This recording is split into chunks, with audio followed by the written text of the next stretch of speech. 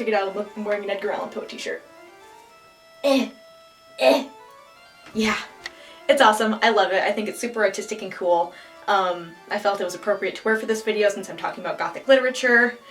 Awesome.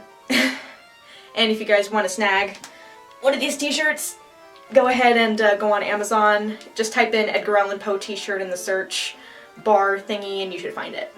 Yeah. Hello everyone, Adrienne here. So today I'm going to be making a very highly requested video. In my last video I talked about how Gothic literature wasn't as widely talked about as I thought it should be, and following that video I got tons and tons and tons of requests to make a video about Gothic literature. So here I am! I'm going to be defining what Gothic literature is, I will be identifying its key elements, and I will give you guys a list of suggested reading. Now, some of the essentials in the collection, or I guess that list or something like that, I don't exactly have. For example, the novels of Anne Radcliffe and The Castle of Otranto and The Monk. I do not have those. Those were written pre-19th century. So, again, I do not have those. I have read the novels of Anne Radcliffe and I have read The Castle of Otranto, but I just don't have those in my possession. I have yet to read The Monk. I guess with my next paycheck I'm going to snag copies of all of those so I can keep them in my collection and love them forever. Even the Lady of the Manors of Gothic Charm School, Gillian Venters, has a list of suggested reading! Check it out! It's awesome! Isn't that awesome? Yeah! Check that out! Yeah! Encouraging people to read is awesome! I very much encourage it. I'm 21 years old. I've been reading since I was like before 3 because I'm hyperlexic as hell, and I could read advanced crap from when I was really young. I was in advanced reading classes since I was like 9. So, reading is very much a good thing. It's such a good thing. Such a good thing. So good. So good. And even in the little... Sorry, I'm nearsighted. Even in the little signs and symptoms of having a gothy mindset here in this section, yeah, is a fondness for reading, especially works concerned with vampires, witches, monsters, folklore, the occult, or just the horror genre overall. Reading. Yeah. Reading good. Reading very good. Yeah. Now, before I dive into this list, I do want to preface it with a little disclaimer. Now, it's totally fine if you happen to read these and you don't particularly care for them. That's fine, to each their own. That's the beauty of life, is that everyone's different. We are not all carbon copies of each other. It's wonderful. Diversity is great. And if Gothic literature is not your thing, that's totally fine. However, I want to emphasize that kind of disregarding its influence on our culture, I think, this is no offense to you guys at all, is a tiny bit ignorant. It's okay if you don't like it. That's fine. I'm not going to be offended if you don't like it.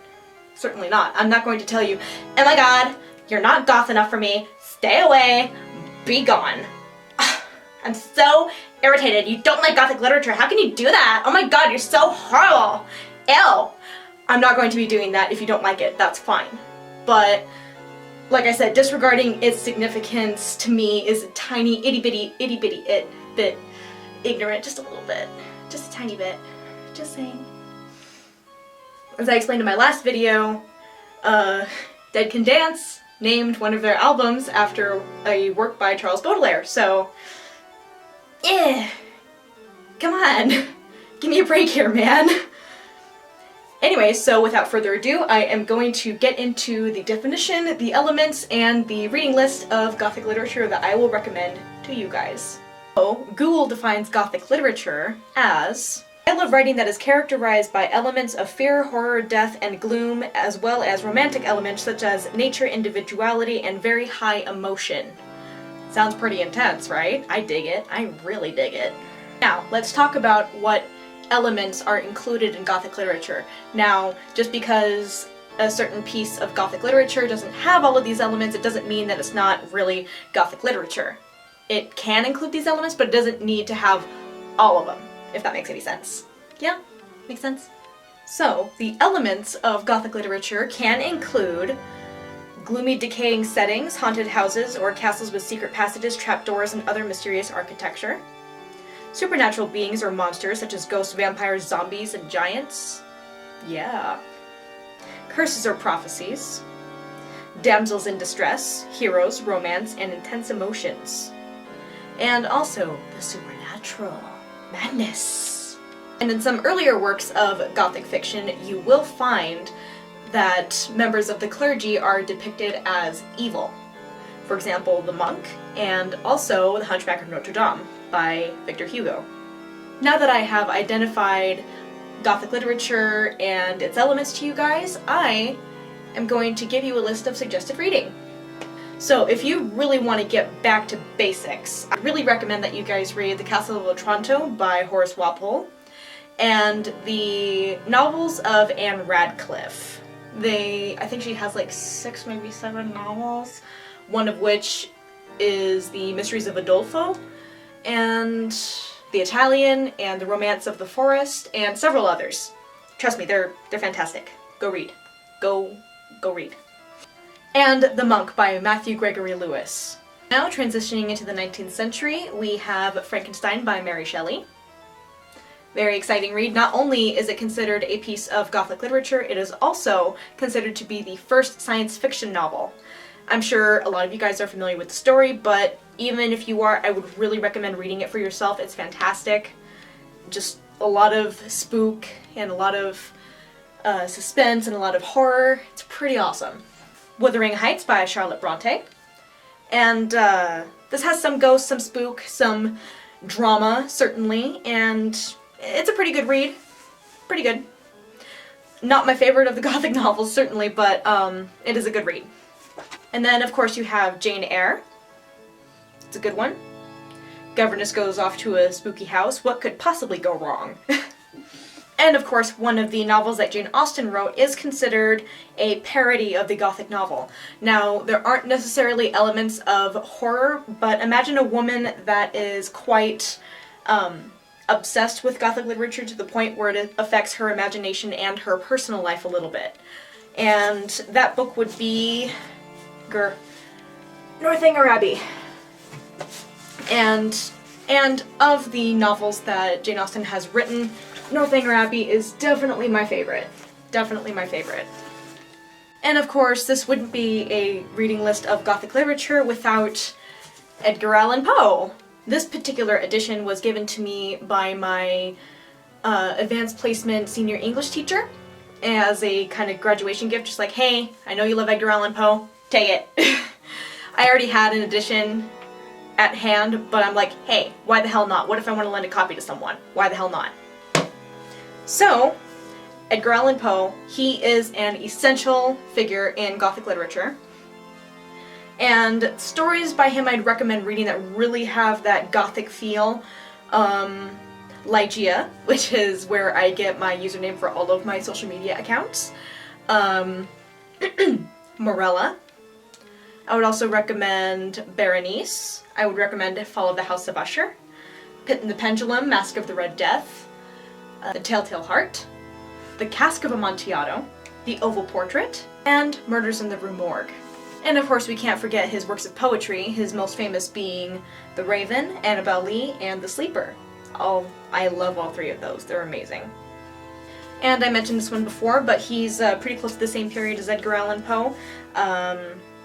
Victor Hugo wrote The Hunchback of Notre Dame, and the thing with The Hunchback of Notre Dame is that a lot of people don't realize that it is a Gothic novel. Think about the setting, which is the Cathedral of Notre Dame in Paris. Consider that this is a high emotion story. There's a bit of a love square going on, like 3 guys are after 1 girl. Well, not after necessarily, but anyway, you'll get it. It's pretty intense. I'm sure that you guys are familiar with the Disney film adaptation, but that is a little bit toned down from the actual novel. So I recommend reading the actual novel. It's pretty intense. They obviously did have to make some changes in the characters when they adapted it for Disney to make it a little more appropriate for children or young adults or whoever the hell wanted to watch it. Anyway, check this out. It has become one of my favorite Gothic novels ever. It's pretty rad. It's pretty rad. Fondly coming from Edgar Allan Poe's horny French literary cousin are the works of Charles Baudelaire. Now, I have done a video about Charles Baudelaire, and if you want to check that out, I will leave a link in the description below.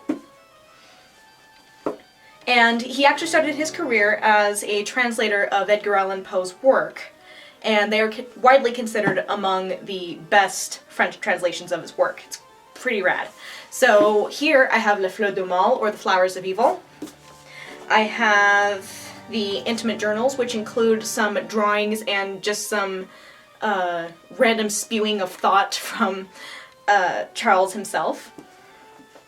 He's actually a pretty good sketch artist. He's pretty sweet. I honestly did not expect that, considering that his specialty was in poems. So, it's great. And then I also have the Paris Spleen, which is a collection of his prose, I suppose? That rhymed. And I also have La Fanfarla, which include some other prose works of his, including his autobiographical novel, La Fanfarla. Oh no, we're reaching toward the end of my stack! No! From J. Sheridan Le Fanu, we have In a Glass Darkly. And this has several stories in this little anthology. However, one that I would really consider part of Gothic literature would be Carmilla, which is a lesbian vampire story. Yeah, you heard me. A lesbian vampire story. Pretty awesome. Can't really go wrong with that. I got that for Christmas from my friend James, and that was such a sweet gift, and I love how beautiful this binding is.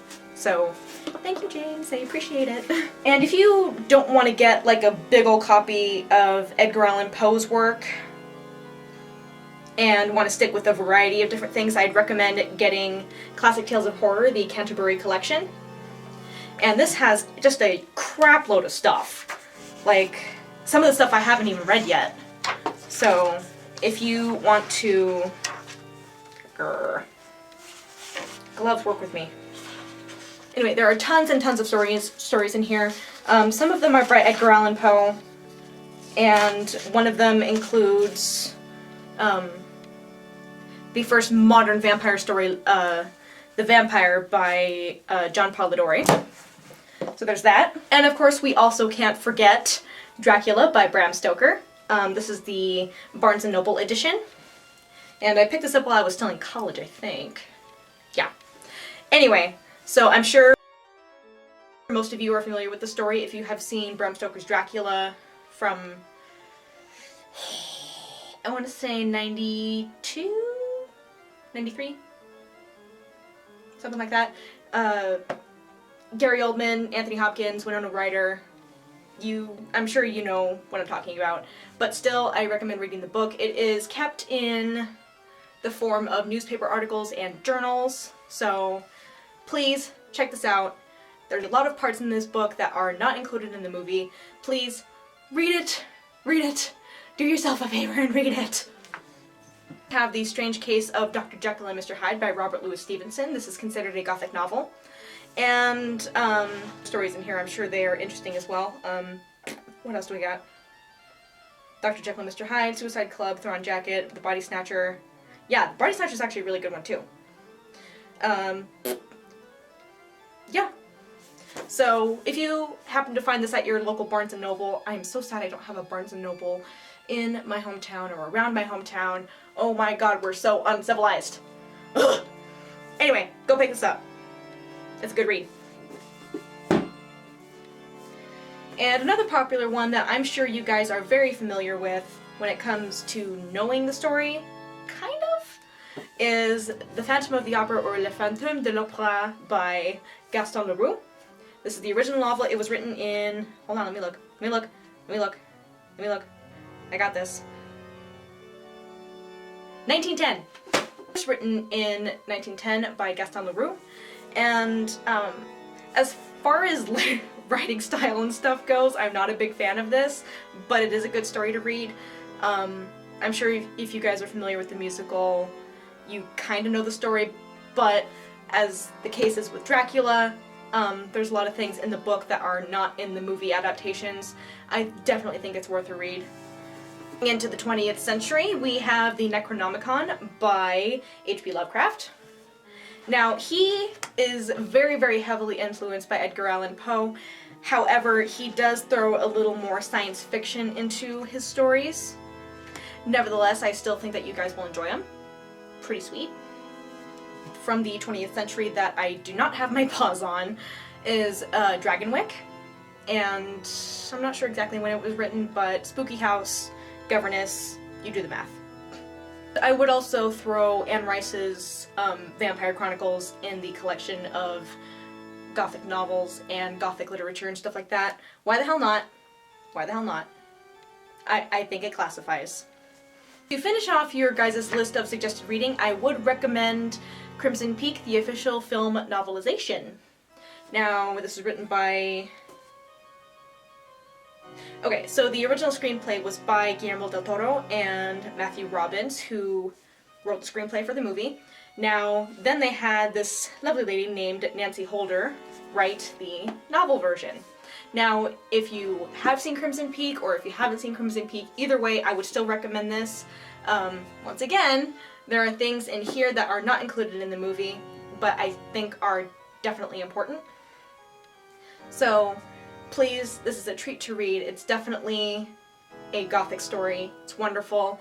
However, what really pisses me off, not about this, but people who went to go see Crimson Peak in the theaters were just like, oh my god, it wasn't scary enough! What's the deal? Oh my god, it was so boring! It focused so much on being pretty that it got to be scary! Oh my god!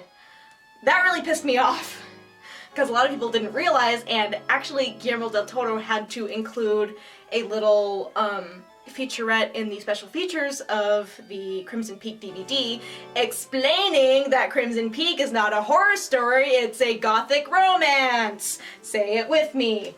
Crimson Peak is not a horror story, it's a Gothic romance. So, you're not going to be having freaking jump scares every 5 minutes. No, that's not how it works. It's not how it works. No. It's not how it works at all. No! When you have a Gothic romance as opposed to a Gothic horror story, what you're going to have is the primary focus on the romance, the love story between Edith and Sir Thomas Sharp. Not so much on all the spook and the ghosts and jump scares and psychos and stuff like that. So just keep that in mind. Being said, I hope you guys will go forth and check out these selections of Gothic literature, and if you do, I would love to read your comments below, telling me what you thought of books you've read. And if you've read any of these books in the past, go ahead and tell me what you think of them. I would love to hear your thoughts. And if you want, you can even make a video response to me, even though that feature is gone from YouTube, but to make a video response, I would really appreciate it if you would link the video in a comment below if you do want to share your thoughts about what Gothic novels are your favorite. That would be awesome. And I do want to get a conversation going about this. Share your favorites with everyone and encourage others to read these. These are really a treat. So without further ado, I'm going to bid you all goodbye. And happy reading. Go ahead and check out my links in the description below, and following this I'll give you some information on where to follow me on social media, and I will see you guys in my next video. Bye!